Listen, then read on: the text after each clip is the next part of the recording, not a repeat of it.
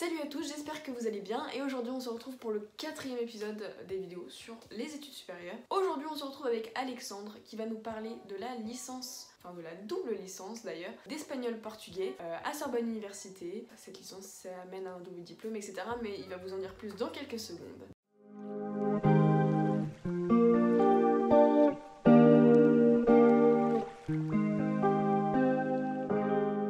Bonjour, alors moi je me présente, je suis un ancien terminal L du lycée Louis Weiss. À la demande de Julie, aujourd'hui je vais vous présenter ma filière qui est donc la filière LLCR espagnol-portugais, qui est donc une double licence. Ne vous inquiétez pas, le jour où vous inscrirez sur Parcoursup, vous pouvez faire aussi une monolicence, que ce soit espagnol ou portugais. Mais moi j'ai choisi de faire les deux parce que j'aime bien me compliquer la vie. Mais du coup le résultat est bien différent parce que je n'aurai non pas un diplôme mais deux. Que signifie d'abord LLCR? Alors LLCR signifie langue, littérature, culture étrangères et régionales. Donc qu'est-ce qu'on étudie dans cette filière? Alors comme ça s'entend dans cette filière, dans l'acronyme, d'abord dans les langues on étudie tout ce qui est traduction, grammaire, linguistique, iconographie, filmographie, etc. etc. Qu'est-ce que c'est la traduction? Alors vous verrez que ce n'est pas non plus trop difficile, mais on peut différencier deux types de traduction. Je vais vous donner un exemple pur et simple. En portugais, nous avons deux matières qui s'appellent thème et version, et c'est pareil pour l'espagnol. En thème, nous aurons des textes en français que vous devrez traduire dans la langue étrangère que vous avez choisie, tandis qu'en version, c'est complètement l'inverse. Vous avez le texte dans la langue étrangère que vous étudiez et vous devez le traduire en français.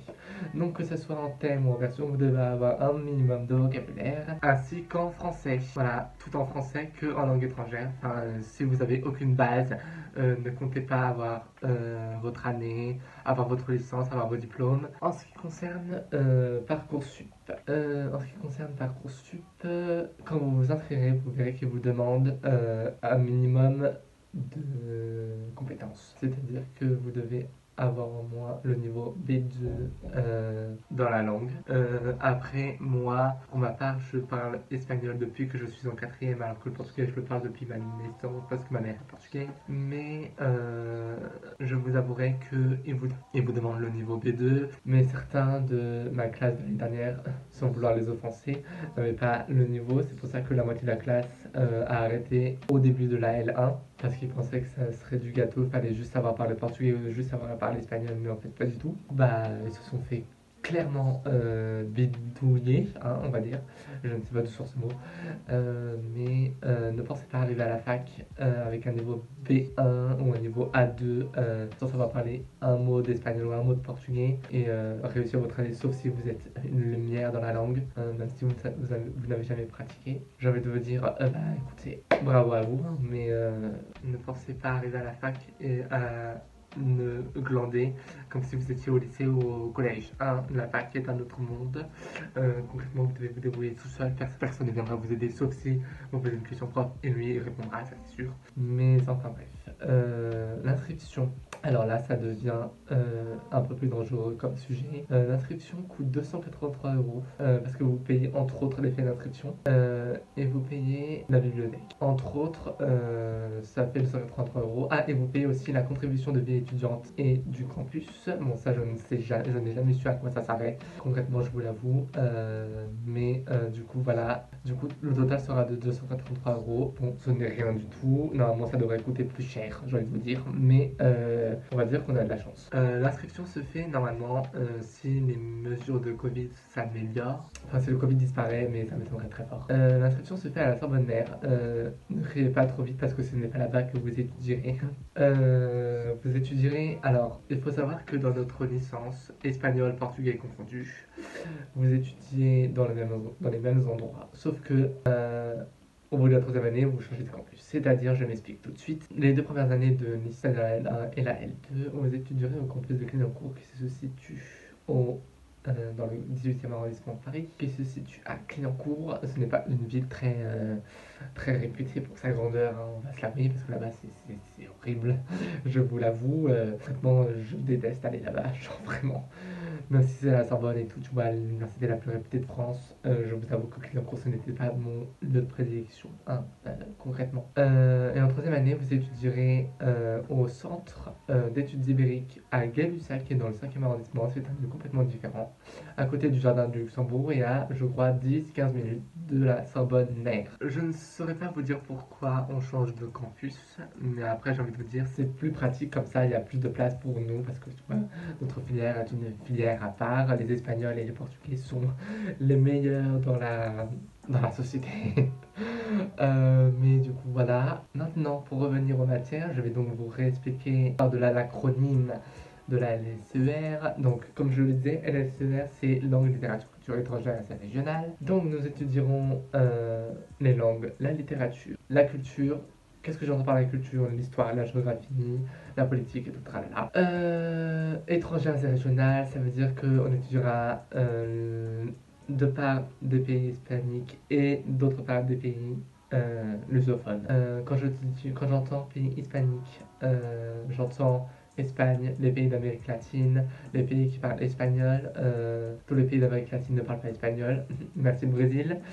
Et quand je parle des pays lusophones, je parle entre autres du Portugal, du Brésil et des pays d'Afrique lusophone comme l'Angola, le Mozambique, ou Guinée-Bissau, etc.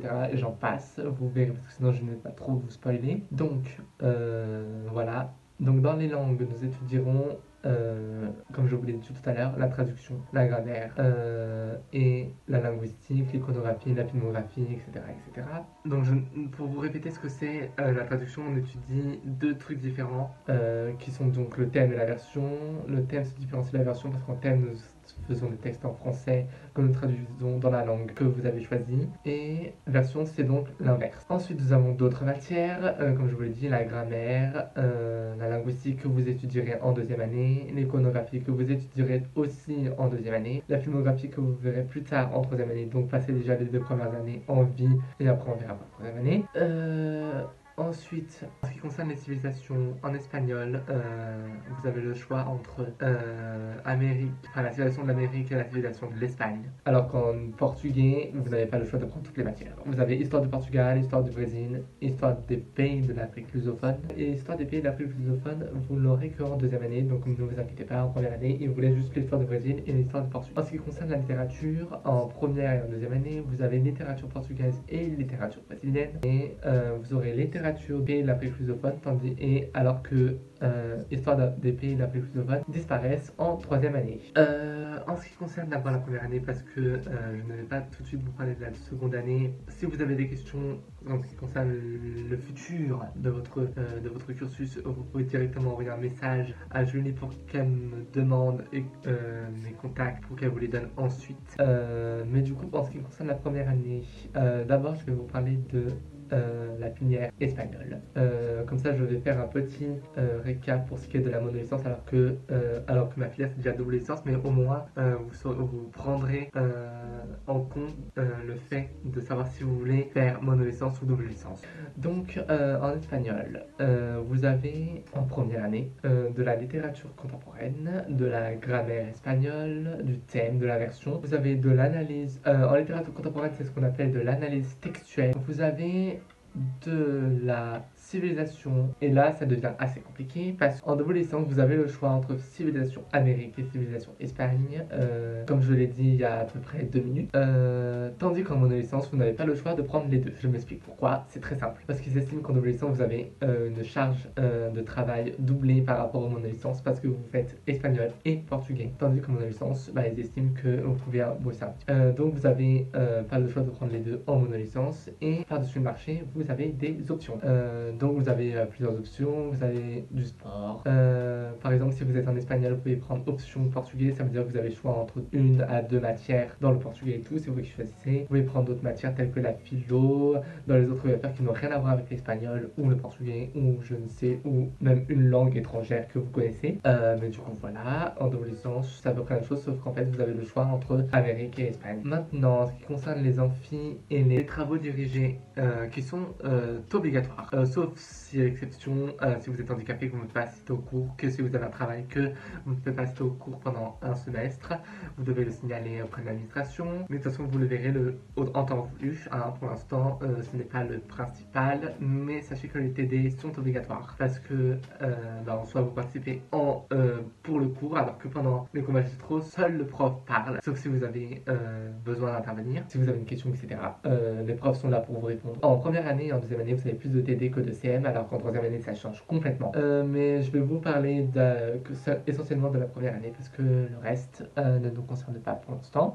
En première année, en portugais, vous n'aurez pas de cours magistraux, alors qu'en espagnol, vous aurez 2 à 3 cours magistraux. Voilà, c'est à peu près tout ce que je dois vous dire. Après, le seul fait que je dois vous dire, c'est que ne pensez pas que les cours magistraux dans les amphithéâtres ne sont pas obligatoires. Ils sont obligatoires, sauf que vous ne participez pas aux cours, c'est tout. Le prof ne fait que parler, mais si vous ne venez pas en amphi, vous louperez certains cours qui sont complémentaires avec les travaux dirigés, donc ce serait bête de votre part de ne pas venir, sachant que, préparez-vous bien, les DST peuvent aussi avoir lieu en amphithéâtre. Voilà, donc c'était assez court pour parler des amphithéâtres parce qu'il n'y a pas grand chose à dire. Après, en ce qui concerne l'emploi du temps, les emplois du temps, c'est vous qui les faites vous-même, même si vous ne choisissez pas, entre autres, si vous choisissez les profs, entre autres, que vous voulez, vous choisissez à peu près les créneaux que vous voulez, même si c'est l'administration qui crée les créneaux. Donc soyez stratégique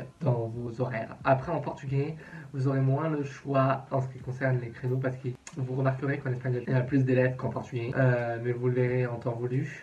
Donc en portugais, vous aurez à peu près un seul créneau. Donc en soi, vous n'aurez pas de problème à choisir, alors qu'en espagnol, vous devrez être stratégique. Très stratégique. Mais normalement, si vous êtes logique, en double licence, vous terminerez pas plus tard qu'à 17h. Après, il faut faire attention en ce qui concerne vos trajets, parce qu'ils peuvent être très longs comme ils peuvent être très courts. Donc faites très attention. En ce qui concerne vos emplois du temps, le jour même, vous ferez vos emplois du temps. Et ça vaut pour les double licences, mais aussi pour les monolicences. Parce que n'oubliez pas que les monolicences ont des options, et que les options se finissent la plupart très tard, ou peuvent commencer très tôt aussi, en effet. Voilà. Ensuite, en ce qui concerne la bibliothèque universitaire, je vous avouerai que pour ce qui concerne la troisième année, je ne pourrais pas vous en dire plus parce que je ne sais pas encore où elle est.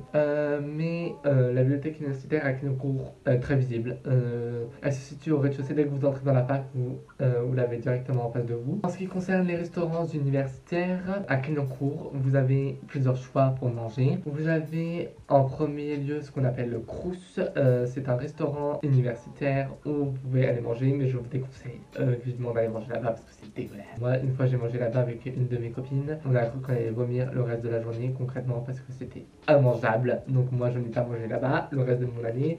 Voilà. Entre autres, à l'intérieur de la fac, vous aurez un mini supermarché où vous pouvez acheter directement votre manger. Il y a des salades, des sandwichs, des boîtes pasta box, il y a des boissons, des gâteaux, des machins et des bidules, tout ce que vous voulez manger. Bon, il n'y a pas du McDo, hein, malheureusement, mais très peu cher, donc vous pouvez facilement acheter là-bas. Vous pouvez mettre de l'argent directement sur votre carte SD qui vous sera fournie le jour de votre inscription. Donc je vous conseille vivement de mettre de l'argent sur cette carte ISLE en question parce que votre carte bancaire, vous pouvez facilement vous la faire voler, surtout à Clignancourt. Et je ne vous parle pas de vos espèces.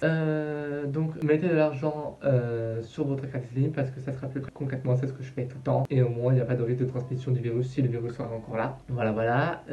Et enfin, vous avez ce que je préfère, ce que j'utilise le plus cette année, qu'on appelle les micro-ondes. Ils ont mis en place des micro-ondes depuis je ne sais combien de temps, parce que moi je ne suis là-bas que depuis 1 an et demi, mais c'est là depuis un certain temps. Et vous pouvez ramener votre manger directement de chez vous et le chauffer, c'est gratuit, ça ne paye rien, donc concrètement c'est tout aussi cool. Voilà, donc c'est à peu près tout ce que j'avais à dire en ce qui concerne les restaurants universitaires. En ce qui concerne la vie étudiante, je peux vous dire que tout change concrètement, je vais vous donner mon point de vue. Tout change du lycée, parce qu'en soi, vous verrez qu'au lycée, on a ce qu'on peut appeler les potins, les chats, les dieux, tout le monde regarde tout le monde. Alors que la fac, concrètement, je ne vais pas vous dire que vous êtes des fantômes, mais à part les gens de votre classe, avec qui vous créerez des liens très facilement. Sauf si vous n'avez pas de vie sociale, concrètement, ça, je ne peux rien faire pour vous. je vous souhaite bonne chance pour créer une vie sociale. Parce que en vrai, c'est très très simple. C'est plus facile de vous créer une vie sociale à la fac que au lycée. Parce qu'au lycée, vous pouvez parler avec tout le monde, que vous soyez en L, en S ou en ES. Alors que à la fac, on va dire que on ne critique pas les filières genre portugais, espagnol, italien, philo, histoire de l'art, etc. Parce que les filières n'existent pas. En soi, personne ne va critiquer les filières telles qu'elles sont. Mais en soi, si vous parlez avec quelqu'un qui a l'histoire de l'art et l'archéologie, ça veut dire qu'il a pris option portugais. Autrement, si vous voulez faire des liens, ne prenez pas votre air attardé en arrivant. Bonjour, je voudrais me faire des amis parce que j'ai pas d'amis dans ma classe. Donc bref. Passons, mais en vrai, il est très facile de vous faire des amis à la fac, surtout les gens de votre classe. Les gens sont très très ouverts d'esprit en ce qui concerne la communauté LGBT, personne ne critique personne. Voilà, franchement, la vie là-bas est très belle. Bon, après, à Clignancourt, c'est pas un endroit très réputé au niveau lieu, quoi. Hein. On s'y habitue vite, très très vite. Concrètement, au bout d'un mois, vous vous sentirez comme si vous étiez là depuis 30 ou 40 ans, alors que pas du tout. Je ne vous souhaite pas de rester 30 ans ou 40 ans en L1, mais bon, voilà, c'est à peu près tout ce que j'avais à dire en ce qui concerne les étudiantes. Ensuite, je vais terminer en ce qui concerne les débouchés. Et après, je vais vous faire un rappel en ce qui concerne votre terminale. Je vais commencer ma part maintenant, comme ça c'est fait. Et après, je finirai par les débouchés. Julie m'a demandé d'expressément vous demander en ce qui concerne votre terminale. Si vous voulez prendre ma filière en particulier, de vous orienter vers la LLCE, parce que je sais que avec le nouveau bac, une nouvelle filière est apparue qui s'appelle la LLCE, qui est donc langue, littérature, cultures étrangères, comme ma filière à moi. Je ne sais pas ce qu'ils leur ont pris de faire ça que maintenant, hein, sachant que la filière de ma filière à la fac existe depuis un bon bout de temps. Mais du coup, prenez LLCE parce que du coup, ça vous facilitera la tâche grandement, surtout si LLCE espagnol est dans votre lycée. Après, je ne sais pas si LLCE portugais existe dans certains lycées. Après, je ne sais que dans mon lycée, moi, ça n'existe pas du tout. Mais prenez LLCE car ça sera plus pratique et je vous dirai comme ça que vous aurez déjà fait un pas dans ma filière et ça sera plus pratique et plus propre pour vous d'intégrer ma filière plus tard à la fin. Enfin, en ce qui concerne les débouchés, vous avez plusieurs débouchés. Vous pouvez faire de la traduction, de l'enseignement, du tourisme, mais le tourisme est plus avantagé vers la filière LEA, même si la SE peut faire du tourisme, parce que moi, c'est ce que j'avais prévu de faire. En soi, si je ne fais pas la traduction, je pourrais faire des guides touristiques, genre en mode, moi je parle portugais, du coup je vais faire du tourisme pour les Français qui comprennent pas le portugais et tout. Du coup, moi je peux leur présenter machin, parce que je vais tous les ans là-bas. Je vous raconte ma vie, mais bref, c'est pas le sujet. Vous pouvez faire des masters, des doctorats. Plus vous avez un bon niveau, mieux c'est. Après, en France, je vous avouerai que c'est assez compliqué de trouver un travail avec cette filière parce que c'est de plus en plus compliqué de trouver un travail ici, hein, tout simplement, comme vous le savez très simplement. Donc concrètement, si vous voulez travailler à l'étranger, c'est le moment. Donc voilà. Donc c'est à peu près tout ce que je vais à dire, mais il y avait tellement de choses à dire que si je continue, je ne vais pas m'arrêter de parler. Donc voilà. Donc je finis par vous dire que si vous avez des questions, n'hésitez pas à me contacter. Julie a mes contacts, Snapchat, Instagram, Facebook, numéro de téléphone. Elle amène mon mail. Mais du coup, si vous avez des questions, n'hésitez pas à me contacter. Je serai là pour vous répondre. Donc voilà. Donc je vous souhaite une excellente journée. J'espère que vous avez compris tout ce que j'ai dit parce que je parle tellement vite que c'est assez compliqué de me comprendre. Mais si vous avez des questions, n'hésitez pas à me contacter. Au revoir. J'espère que cette vidéo vous aura plu. N'hésitez pas à me dire dans les commentaires si vous avez d'autres idées sur des vidéos, sur des licences, voilà, si vous aimeriez des vidéos sur tel ou tel cursus universitaire, etc. Et puis voilà, bye.